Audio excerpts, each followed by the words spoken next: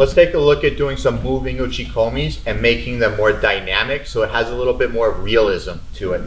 Traditionally, when people try to do moving Uchi Komis with O Soto, they get into their judo walk, which is this, where our feet are working simultaneously together.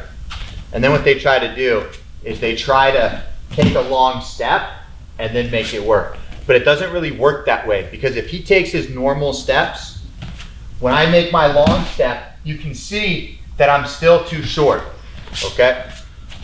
Because by the time he steps back here, that is a very far stretch for me to get, and then try to bring this leg through to make sure I've advanced far enough to be in his quadrant, okay? Remember, from the quadrants, when he's standing square, I want to advance onto his side. I don't want to be just in front and making sure I hit his chest, because now it's a who stronger wins, okay? I want to make sure that I'm using technique to amplify my strength.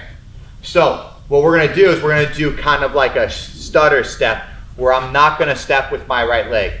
Basically, we have to suggest with our hand motion. So right now, I'm going to give him a little push with my left so that he knows to step back. Then I give him a little push with my right so that he knows to step back. A little push with my left, and so on and so forth, to make sure that he's walking in the path that I need. We're not just aimlessly gonna like take a step and hope that he moves because he felt my foot.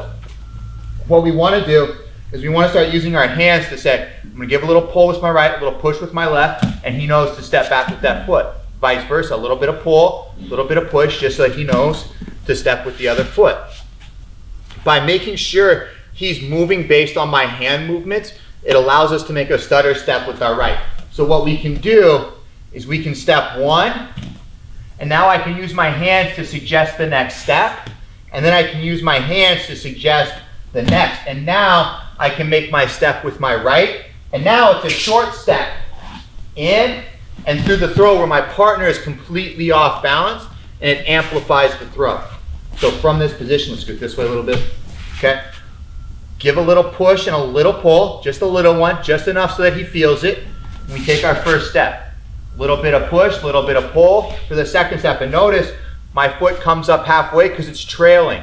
That way, as it passes, I can get to that next step. And now here, I can open the jacket, sweep through, and make contact with the leg for a really nice Uchi Komi. Okay, if we scoot back a little bit and we go off here at the angle, when we're in this position, you can really see how dynamic you can make it in order to get a really solid Uchi Komi that works well in competition. So we're here, trail, big step, okay? Trail, big step, big pull. And it's almost like you're running through the throw, hitting your partner with all of your force to knock him off his base.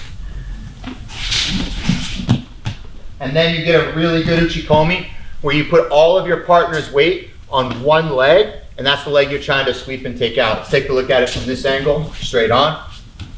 This way, there you go. Boom, and I can open him up, I can sweep through, and my leg can come straight back, and I can take that leg out and have a really beautiful moving Uchi Komi.